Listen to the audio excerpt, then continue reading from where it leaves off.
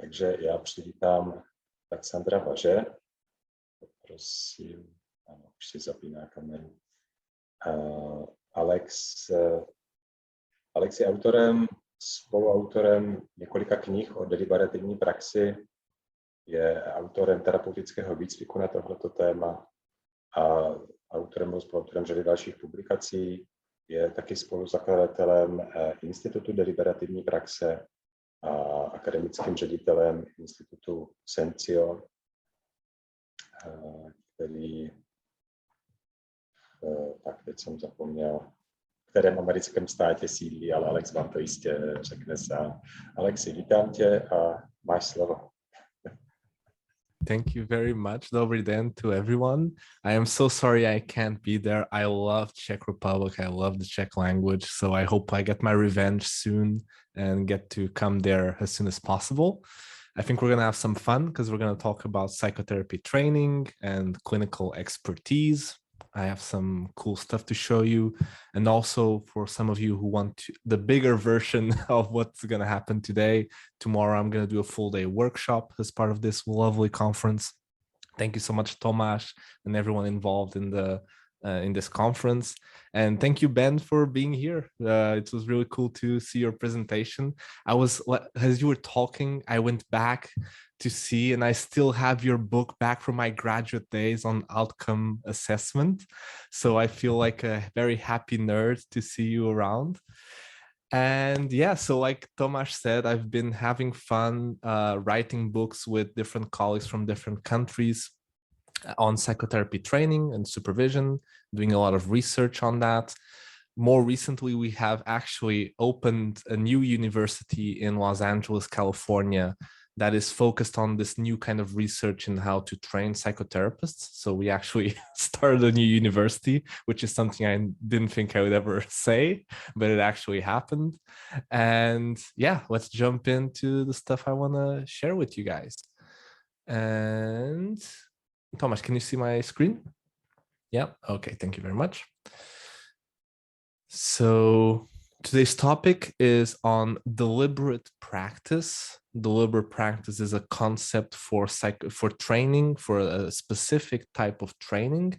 And we are now starting to use that concept of deliberate practice to help psychotherapists, to train psychotherapists.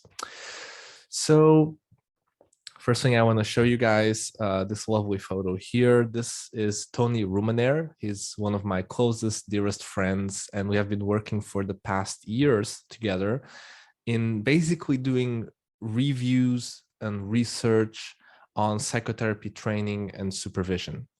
So our major interest, and we have a team that's been becoming larger and larger, which is very exciting. Our interest has been on trying to identify the research on psychotherapy training and supervision and starting to apply other types of research, namely this thing called deliberate practice, to help therapists more reliably feel more effective and be able to produce better clinical outcomes. So we've put out, these are two examples of two books that we've put out. These books kind of summarize a lot of the research that we're going to be talking about today.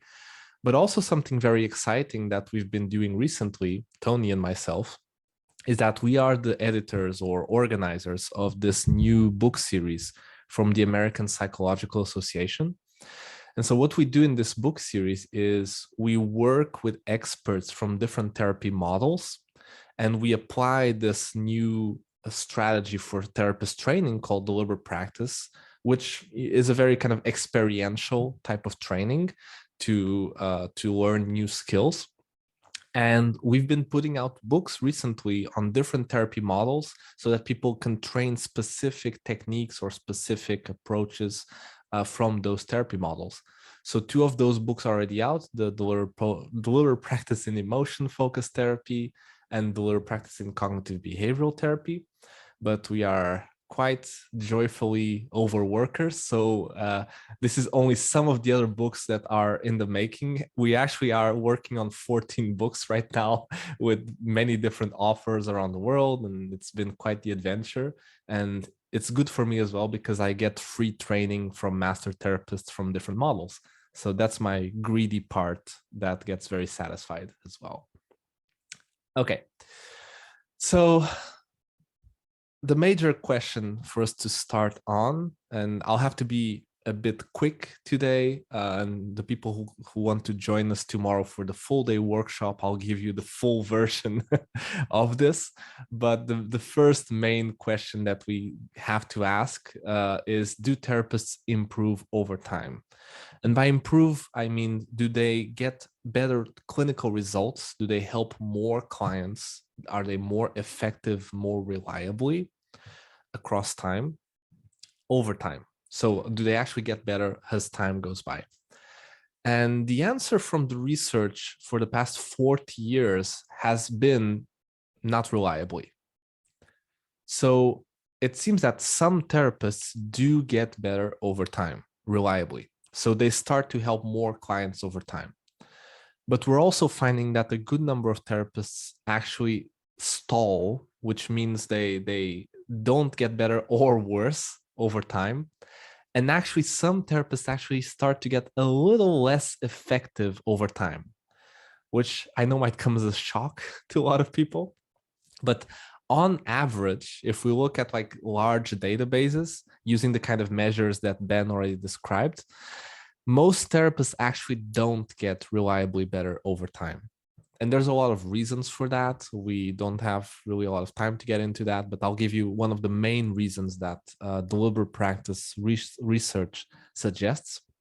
This is only one example of one study talking about this by our friend Simon Goldberg in the United States. So they tracked the clinical outcomes of 170 therapists up to 18 years. And what they found is that on average, some therapists did get better with clinical experience, but many of them just stayed in the same level of effectiveness. Some of them actually got worse over time, slightly worse, slightly less effective over time. So I tell my university students that these free books here are the psychotherapy research Bibles. And I'll give you my email at the end if you want any of these resources. I'm happy to share things with you guys, but I'll just give you like 3 main things that psychotherapy research has found on the past decades. And the first is what I just described, that we can't really find a consistent relationship between therapists' years of experience and their clinical effectiveness. So, you know, if you visit a therapist that has 50 years of experience, that does not necessarily mean they are more effective than the one who has 10 years of clinical experience. We also know from research that therapists vary sometimes dramatically in their clinical effectiveness. And actually that there are some therapists that are really very, very effective. So the most effective therapists seem to produce up to 10 times more clinically significant change to their clients. And finally, I'm sorry to be giving so many awkward news. We also can't really find in the research any consistent relationship between the therapist's training and supervision and their clinical effectiveness. So what does this mean? Again, some therapists do get more effective with training and supervision, but it's not a clear relationship. It seems that certain types of training and certain types of supervision for certain people help them to get more clinically effective, get better client outcomes. But that is not always the case. So our interest in our team is to find out what kind of training and what kind of supervision might help more therapists get better over time. So that's kind of our starting point and what interests me personally. So a cool thing is that even though those research findings can feel a little bit awkward, it actually comes to no surprise for expertise researchers. That is, for researchers who have been studying professional development across different professional fields. So expertise research has actually found that most of us in our professions get stuck in what's called arrested development. Arrested development is a phenomenon which basically means that the more time you do something in your profession, let's imagine that you're a basketball player or that you're a psychotherapist, that as you start to get a little bit of competency in your given profession, it gets harder and harder to get better over time.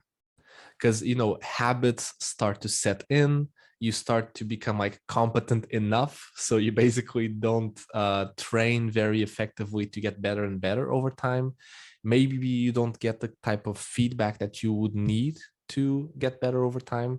So all of us are likely to be victims of arrested development, which is basically just staying the same level of effectiveness in your profession over time. This is not a psychotherapy specific thing. This is across professions that we find this. However, we also know from expertise research that some people do get reliably better over time across professions. And perhaps the main author that you want to know about is a man called Anders Ericsson. Anders Ericsson, who unfortunately passed away recently, was a very important expertise researcher. And he and his team basically put out a lot of research and books trying to study different professions, from medicine to music to sports, and trying to understand what did the top performers do that helped them get consistently better over time. So that's the kind of research that we and my colleagues have been interested in and trying to implement in psychotherapy. So we're trying to, and so it was K. Anders Ericsson who coined the term deliberate practice, who invented this term deliberate practice, to summarize the principles of what experts seem to do to get reliably better over time. And so I'm happy also to report that recently, in the past few years, there's been a lot of new research on deliberate practice for psychotherapy.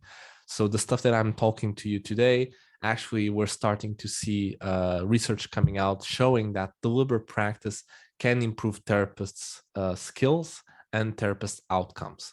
Although this is still very early research, we need a lot more research. So for the researchers here in the room, this is a very good topic to focus on, I would say. But there's very encouraging findings recently. Okay, so I've been talking about this thing, deliberate practice, but now let me tell you exactly what it is. How is deliberate practice different, or DP different? So one of the main things about expertise research or deliberate practice research is being very clear in a distinction between conceptual learning and procedural learning. Conceptual learning is the kind of learning that you do through thinking, reading, going to lectures or workshops like this one right now. And it helps you to learn theory, ideas, and reflect about things. Very important. It's what we do for most of our university experience. We study, we read books, all of these things. And while every profession needs that, most professions also need a different type of learning called procedural learning, which overlaps a lot with experiential learning. And I know that fortunately, a lot of you psychotherapists and in your psychotherapy training, you probably had some sort of procedural learning, which is learning by doing. So instead of talking about your therapy model, for example, you actually practice something that is related to the therapy model. It could be a role play, group role play, or individual role play. And this kind of learning is very different from the conceptual learning.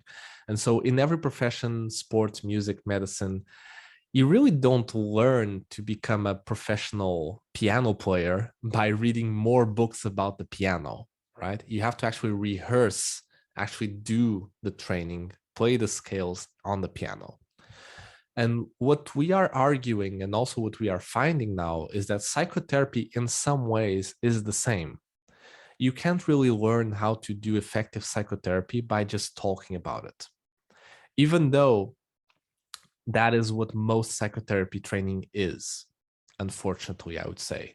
So I think conceptual learning is very important, but the procedural learning also is equally important and sometimes doesn't happen so much in the field of psychotherapy. So deliberate practice, this is a short definition, focuses on the things that we can easily talk and write about, but would have difficulty actually doing. So when I was in graduate school, in my master's, I mean, I could easily talk about different psychotherapy models. I love that. But if you actually looked at me doing therapy, if you videotaped me doing therapy, you'd see someone much less confident than the person talking about the theory, right? So this is the part that we're targeting. We're not targeting just the conceptual here, we're targeting the doing, right? So the principles of deliberate practice, and I'm already going to talk about the principles of deliberate practice for psychotherapists. I'm going to divide it into 4 major principles here. One is you have to first identify a small procedural learning goal. So all these words are important. It has to be small. And by small, I mean something very concrete. In our field, we unfortunately tend to talk a lot in broad terms, which help a lot for research and theory, but you can't really practice the therapeutic relationship. That is too broad, right?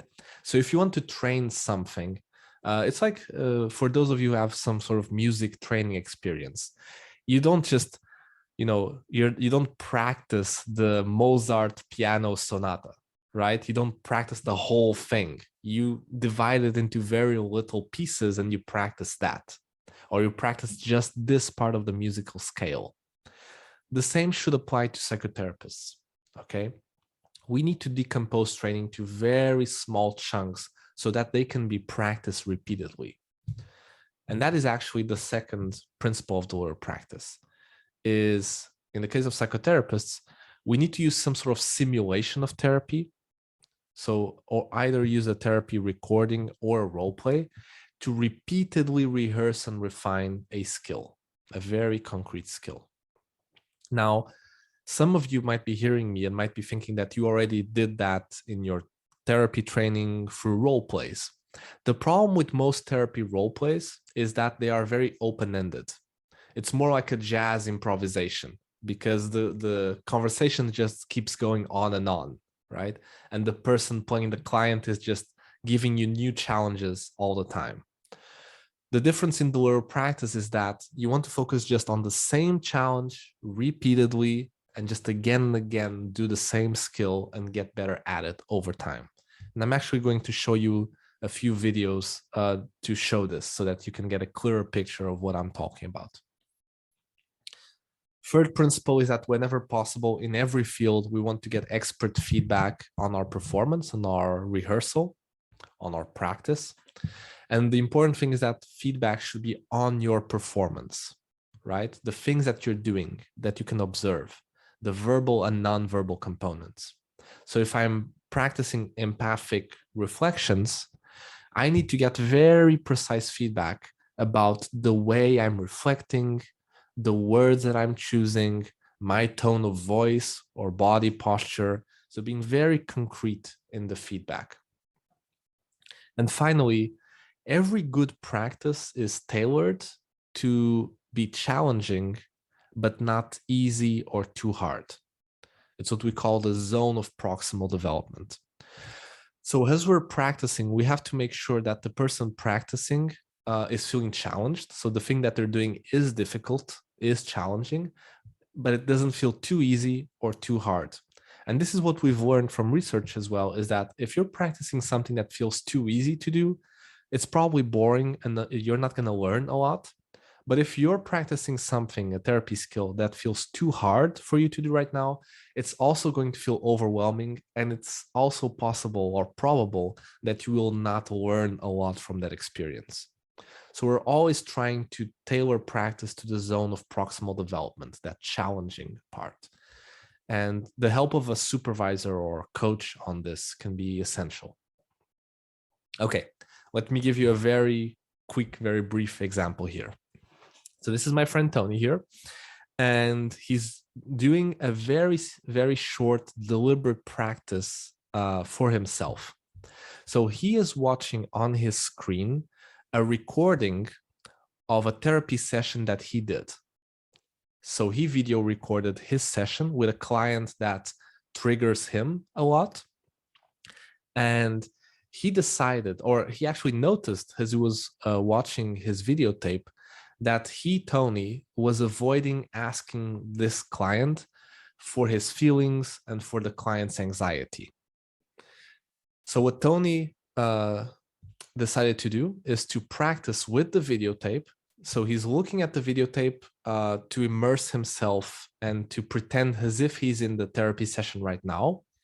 And you're gonna see him practice repeatedly, always the same intervention, right? It's helping him to consolidate the skill that he wants to be able to do better in the actual therapy session. So let me show you. It's kind of funny to look at rehearsal from the outside, because like when you see rehearsal just repeatedly, it looks kind of funny. So this is Tony practicing a skill with the videotape. And so right now, just where physically do you feel this anxiety in your body? And so just right here, just where physically do you notice this anxiety in your body? And so just right now, in your body, where do you physically notice the anxiety?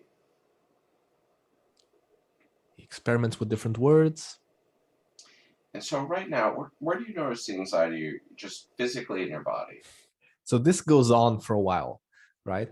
Because again, he noticed in his therapy session with this client, he avoided doing this intervention that he wanted to do in session for many different reasons. And although it might not show, he told me, Tony, that he is quite anxious right now as he is doing this practice. So it feels challenging for him to be doing this intervention, imagining doing it with his client. And notice that he's just, so he focused on the small learning goal, right? And he's just repeatedly doing the same thing, experimenting very slightly with the words, but keeping at that. And you know, the positive news is that next time he was with this client, he was able more consistently to do this intervention that he wanted to do with them. So this is just one very, very small demonstration of individual deliberate practice. That's it's a kind of deliberate practice that you do by yourself. You can also do deliberate practice in groups or with your supervisor. And in the workshop tomorrow, I'm actually going to show larger videotapes showing deliberate practice supervision. So the question you also may be having is, then what do I practice, or what should I practice? So if we have these deliberate practice tools in doing repeated practice, then what should I focus on for my practice? And this is a difficult topic, because deliberate practice research doesn't tell you what to practice. It just tells you how to practice. So deliberate practice research does not come from psychotherapy, first of all. It comes from studying different fields, from medicine to music to sports. So they are learning principles. They help us to do practice or training more effectively across different professions. So deliberate practice can't really tell you what clinical skill you should be practicing. Now, there are some things that you can do in order to choose what to practice. One way to do it is to look at research and see what are the key skills or the key factors that seem to contribute to therapy outcomes. And we have some research on that. So we know that the therapeutic alliance contributes to therapy outcomes. We know that empathy is important for therapy outcomes. So all of these things listed here are very important for if therapists want to be more effective. The problem, as you can see, is that even these factors here are quite broad. So you can't really practice the way we're describing it. You can't really practice the therapeutic alliance, right? You'd have to decompose this into a much smaller component. So for example, for the therapeutic alliance, part of the therapeutic alliance is the idea that you promote goal setting, that you set goals with your clients. So that is something you can practice. You can practice how would you discuss setting goals with your client. So focusing on any of these factors is a good starting point for your practice. But also, this is the book series that we have been doing. Your therapy model, whatever it is, really usually suggests specific interventions, specific skills that you might want to practice. The problem, let's say, is that I love different therapy models. I've been trained in many different therapy models, and I've had many brilliant supervisors. But I will say that most of the therapy training that I got was very helpful for certain things. But in terms of actually learning very specific skills, usually that didn't happen very often.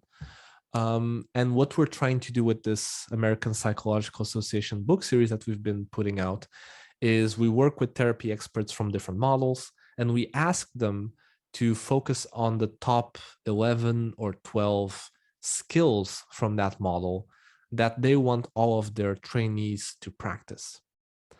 So these books are highly experiential, and they're workbooks. They are exercise books.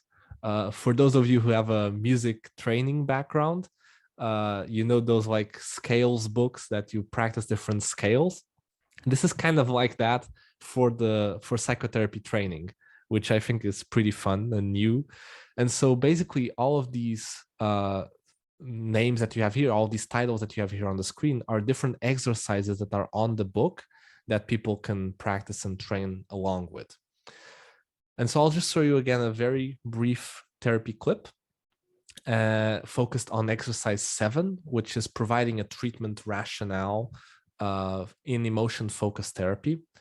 And I'll just show you this very quickly. So basically, just to show you, okay, so I just want to tell you what's happening here. So on the top left corner here, you have Rhonda Goldman, who is a very famous emotion-focused therapist. And below you have 2 trainees.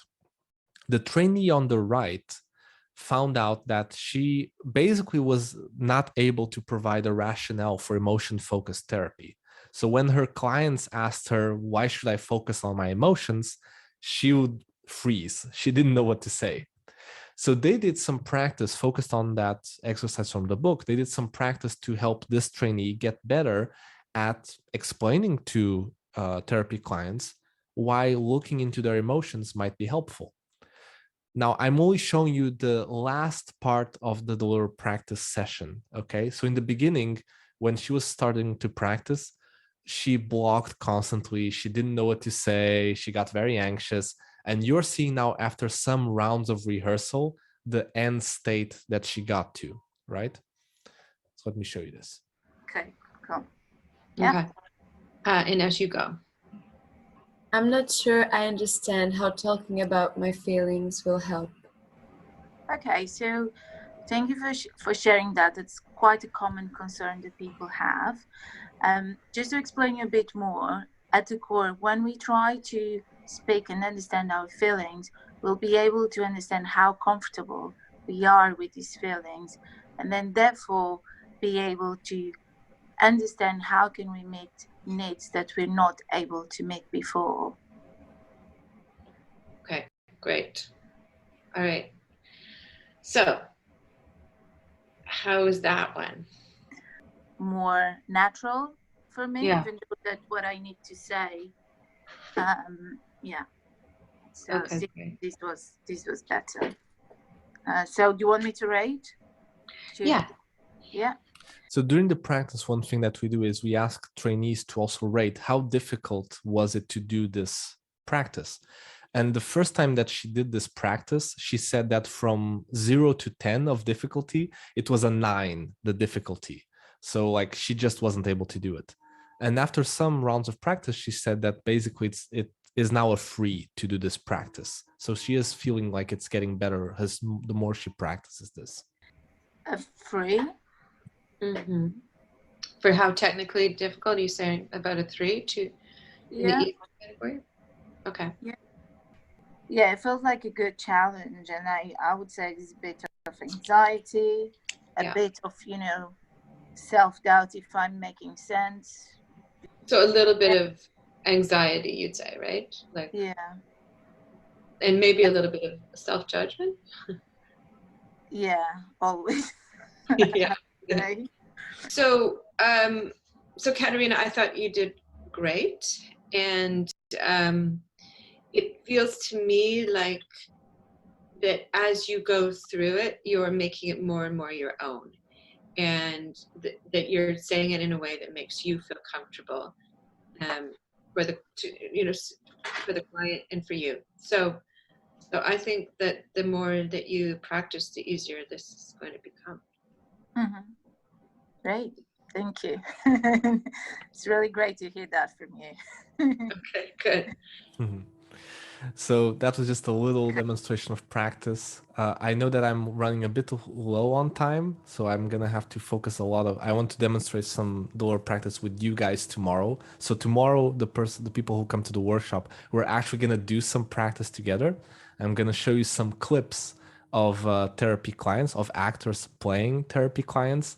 And you're actually going to practice on your screen. You're going to practice different skills so that you get this more bodily felt sense of what deliberate practice feels like.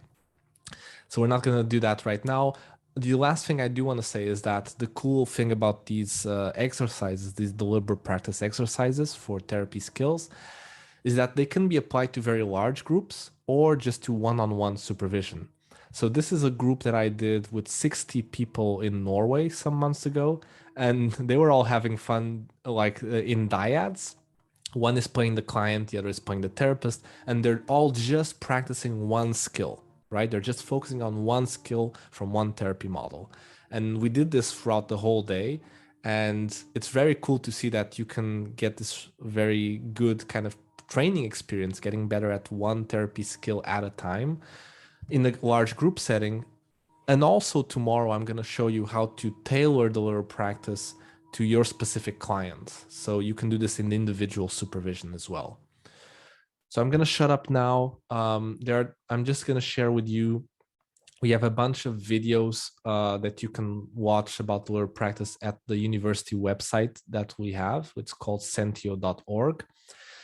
There's also an international deliberate practice society, and this is a very large international group that is just focused on deliberate practice, and that's the idpsociety.com. And if you want to learn more or get more resources or on anything that I said today, this is my email, Alex Magvaj, and that is it. We still have some time for questions and answers. Thank you very much, everyone.